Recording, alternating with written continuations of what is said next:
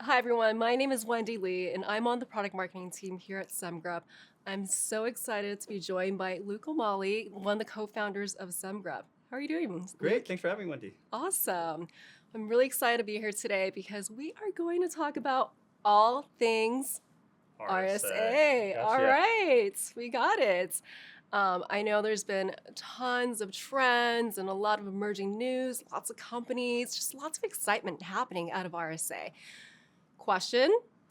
What were some of the trends that you saw this year?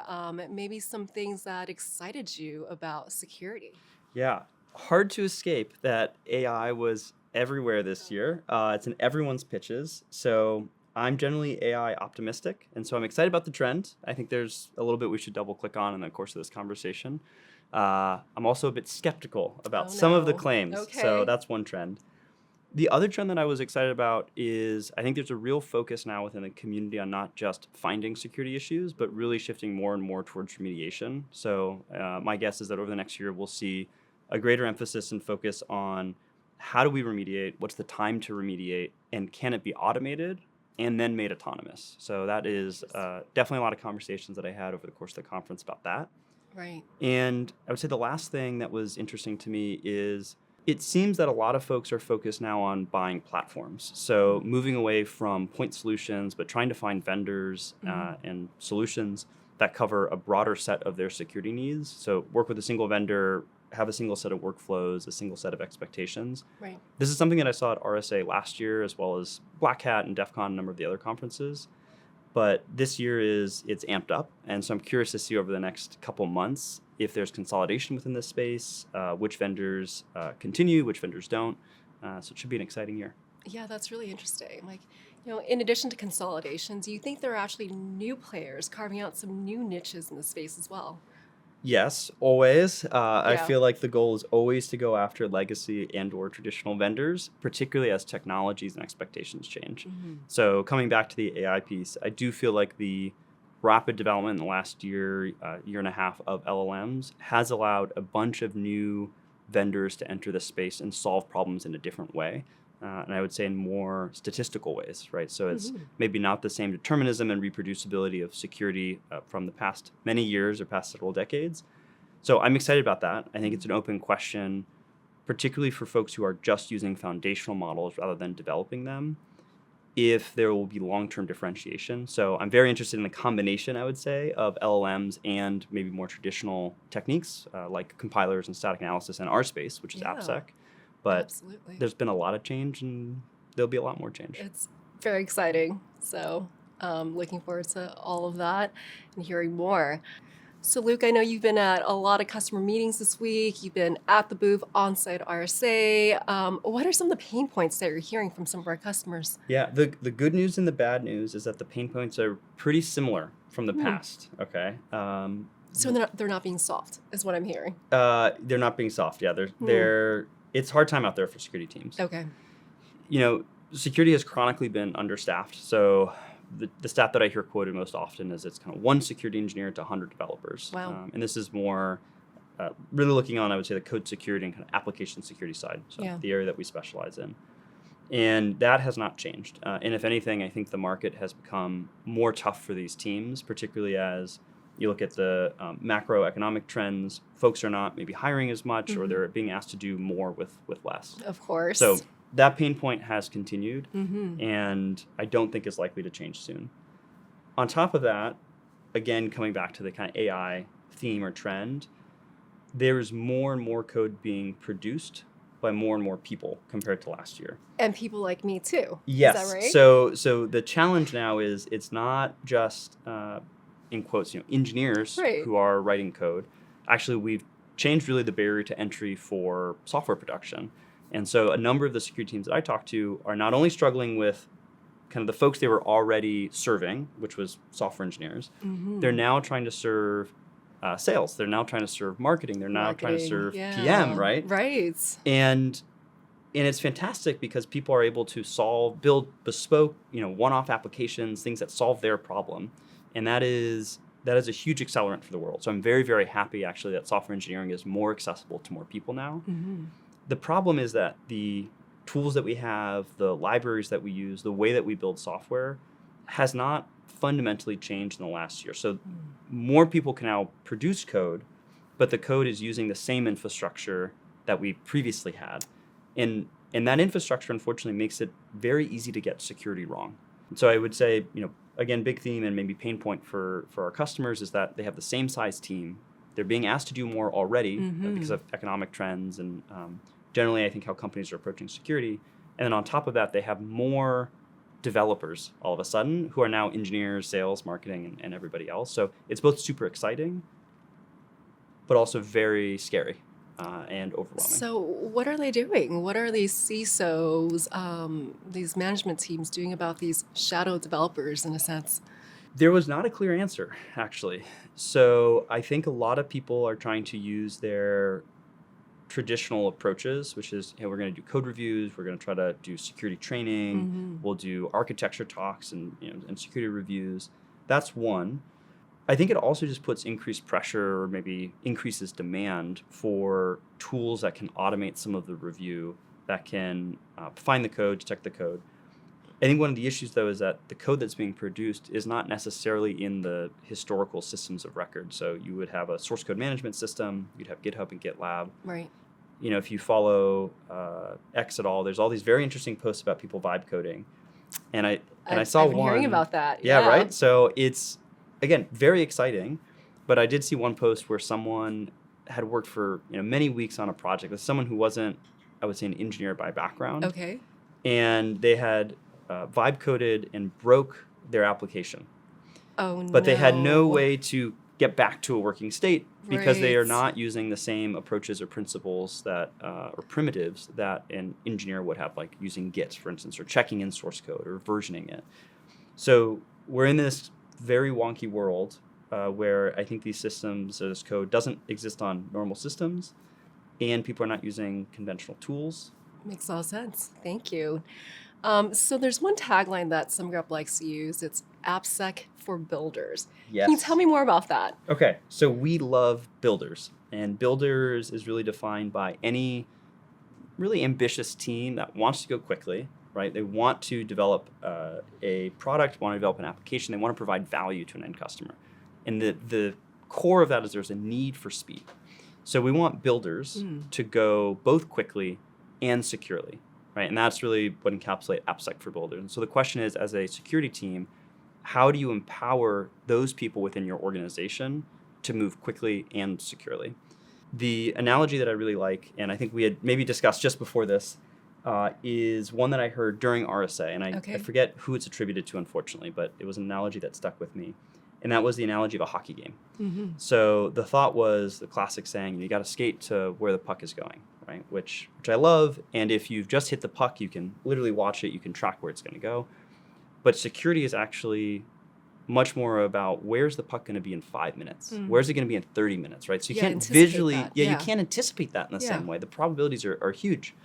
And so one response might be, we're going to put all of our players in front of our net. We're going to put everyone in front of the net and no puck. Block it completely. Right? Just completely block it. And no puck is going to go in. But that's not the point of hockey.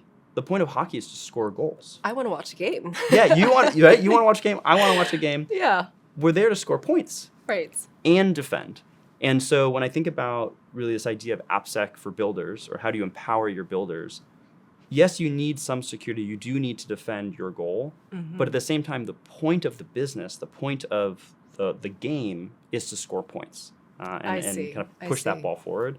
And so I like this idea of how do we balance then this kind of offensive and defensive play to make the game both interesting and also to win the game. And I know you've been thinking a lot about this because this kind of reminds me of a manifesto that you recently authored. Can you tell me more about that and how AppSec for Builders really fits into that? Yeah, so the general thesis is that secure code or secure software starts with those who write it. So these are the builders that we've been talking about.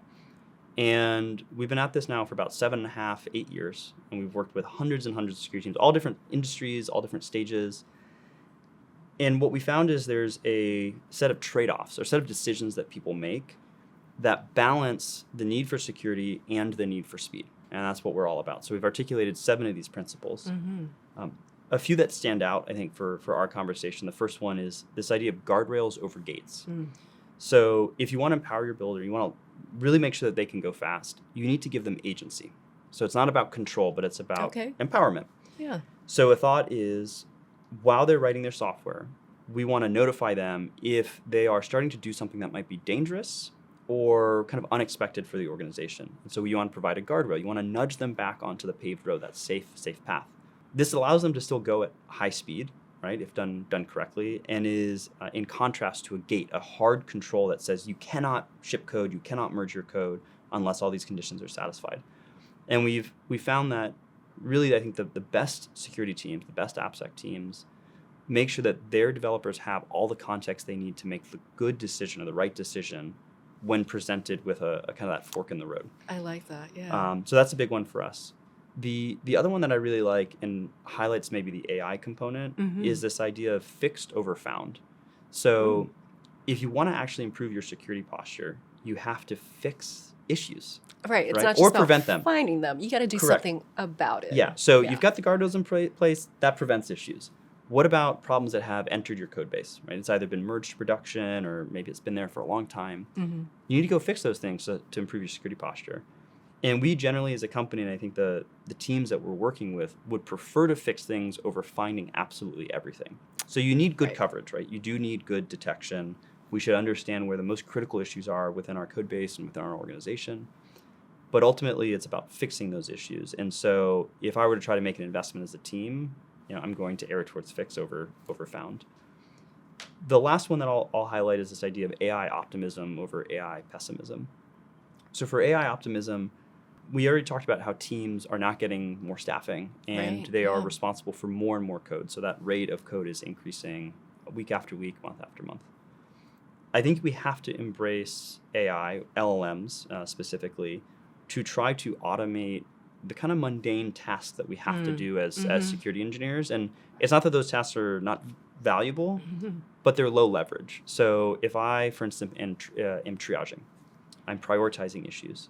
If I put in 1 unit of work, I get 1 unit of value out, and I have to keep doing work to continue to get value. I've got to keep looking through this list of issues to triage and prioritize and figure out how to fix. I would really love for security teams not to have to do that. I want them to be able to do the high leverage work where I make an investment once and I get returns indefinitely, right, into the future. Right. That would be the ideal world. And so the real focus for us, and I think a couple others within the industry, is saying, hey, for those types of tasks that are highly repetitive, is it possible using LLMs today to beat a human, right? And the goal is that it doesn't have to be perfect. Depends on your industry, depends on your regulation and compliance requirements. But generally, we don't have to be perfect, but we need to beat the human benchmark. So humans get tired when they triage. There are biases that are introduced when you've, for instance, triaged things in one direction or the other over time. So the goal for us would be, let's apply LLMs in that context. The thing that I'm most excited about is LLMs are the least capable they will ever be. So today is the day that they are the least capable. Tomorrow they're going to be better. The next day they're going to be better. They're going to be cheaper. They're going to be faster. They're going to be more reliable, even more deterministic. So we're in a really exciting time, and I would choose optimism, I would choose optimism over pessimism for AI. Luke, speaking of LLMs, we talked about this briefly earlier, that AI was everywhere at RSA. You walk around the booths, it's AI powered, it's AI native. But the AI skeptics would argue that it's a hype. How do you feel about that? Where do you think the role of AI is for AppSec? Yeah. So I think there is a lot of hype. And unfortunately for buyers, I think there is a tremendous amount of noise that they have to sift through. Because in talking even with other vendors, the thought at this RSA was, if you don't put AI, you're missing out on an opportunity. You're missing out on positioning yourself as forward-thinking, as aware of what's happening in the world. And so it felt like actually there was a necessity or almost a mandate as a vendor to have AI somewhere. For us, and I think, I'm hoping others in the world, there needs to be authentic use of LLMs. And when we say AI, in this case, we're really focused on LLMs. So where are these applied in the workflow? And what are they being used for? And how are they, maybe we go back, how are they simplifying the work that people have to do? So we want to use LLMs to simplify workflows. And we talked about already triaging and prioritizing and coming up with remediation guidance. Those things for me are kind of slam dunk use cases for LLMs where they're very good at contextualizing and explaining and in some ways reasoning about the problem. They semantically understand the kind of world around a security issue. So I do think there's a lot of hype, and it behooves all of us to really ask questions on like, well, what do you mean by AI? Is this something that is added on top? It's an afterthought? Is this something that's really core to your offering? And what I would say for us, at least, is that it is something that has become very core to our offering because it promises to reduce the workload of our security engineers, our human in the loop security engineers significantly.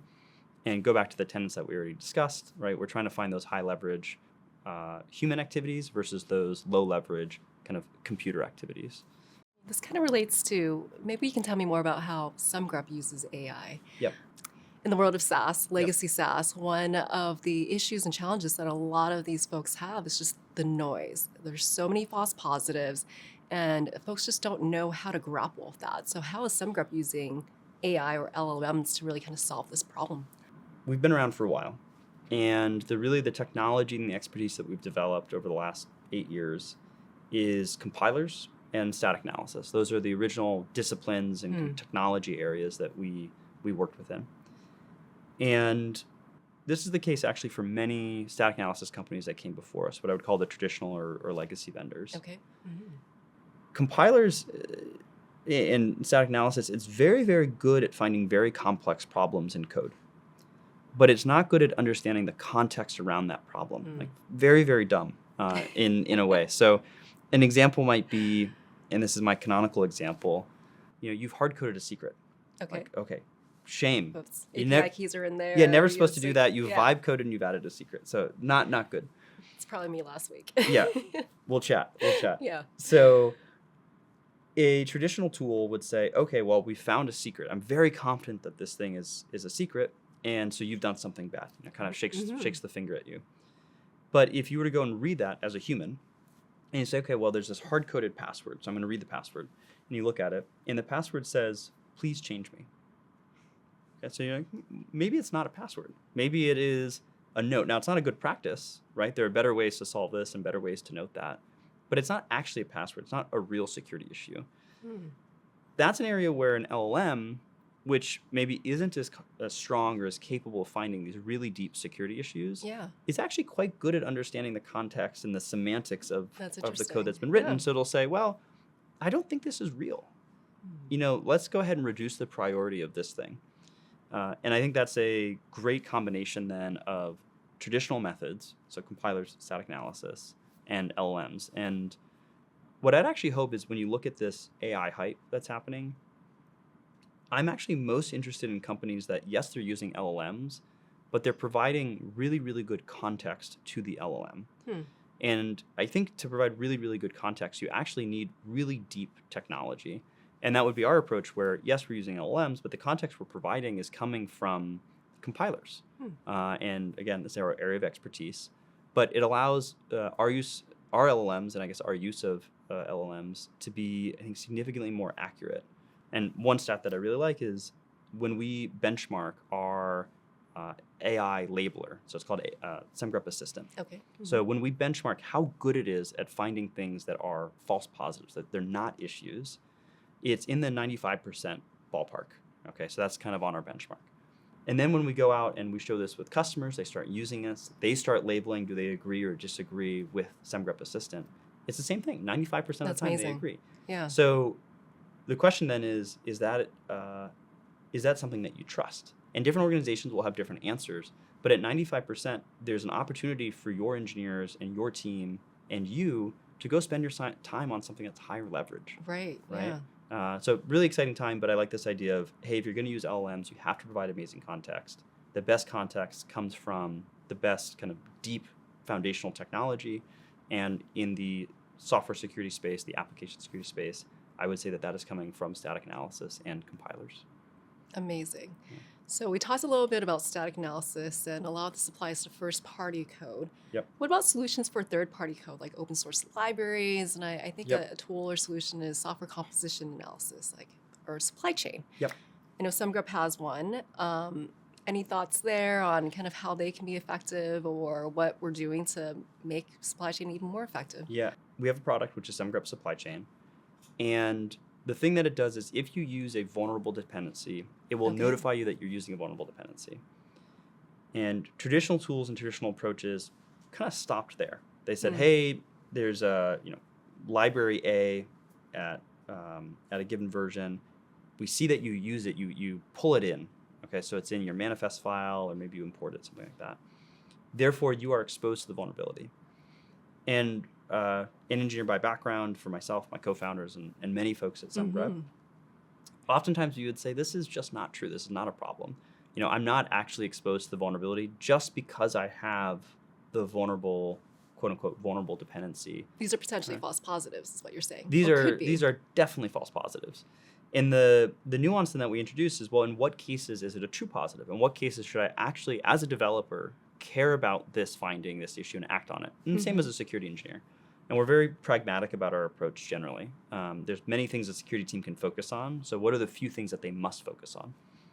So we took our expertise in first-party code analysis, and we said, okay, well, let's see if not only are you using the dependency, but are you using the dependency in the vulnerable way?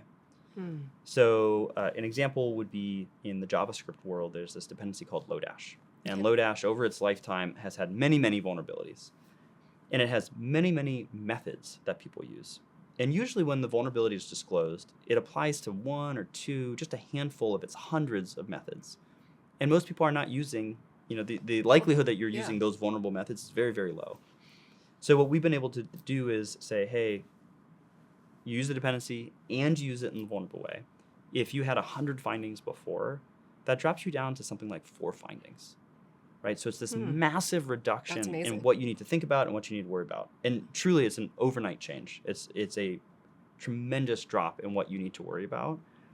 But those 4 things we're really, really confident about. And now that you're confident about it, you can show your developers those problems and they will agree with it.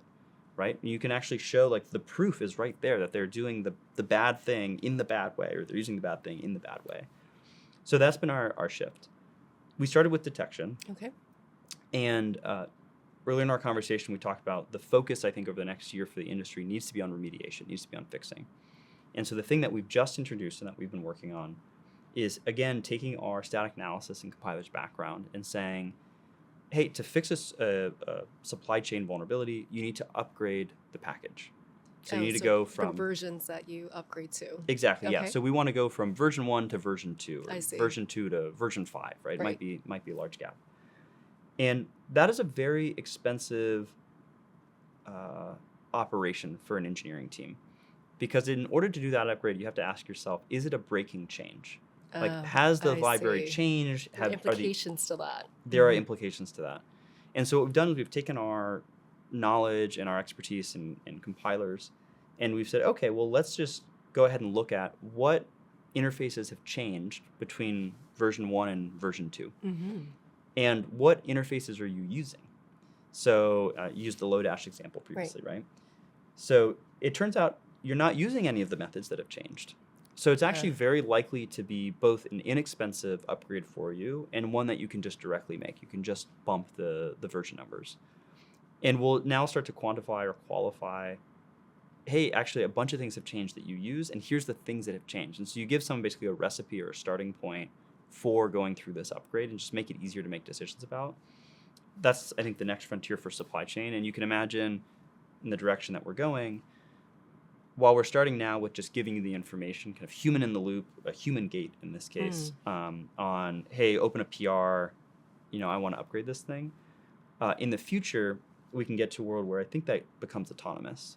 So not only are we saying, hey, these are the things that have changed, but we're actually going to propose the code modification that you need to do to accept this pull request right away, or just to roll it out automatically. That's a big change. Yeah, it truly will be incredible. That's a big change. I think, like any autonomous system, you look at cars, you look at airplanes, we have to have more miles on the system before we are confident in that. You need a driver in the seat who can take over, but that is for a limited time. And with the advances in LLMs, the advances in static analysis, with more data and more miles on the system and more users, I'm very confident we will get to that world very soon. That's amazing. Yeah. I mean, speaking of users, we do have a lot of customers who are using Semgrep. Are there any examples of just the impact that Semgrep has had on some of these organizations, Yep. whether related to dev experience or reducing their backlog? Yeah, great questions. So let's take Semgrep Assistant, which is one of Mm-hmm. my favorite capabilities. And we've talked about it a little bit already. So just enabling that feature for our customers reduces 20% of their backlog On day one, on day one. without doing much of anything. You flip the toggle and you've got 20% fewer findings that you need to think about and look at. And so that's been a huge change for our customers.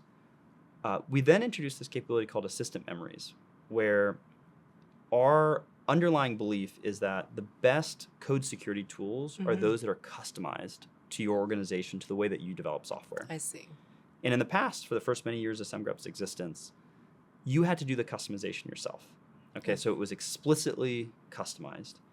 And we're moving to a world with Assistant Memories and generally how our system works, where it can be implicitly customized. So the more you use the system, the better it's going to know your thought process, the better it's going to know what's important to your organization, what mitigations you have in place.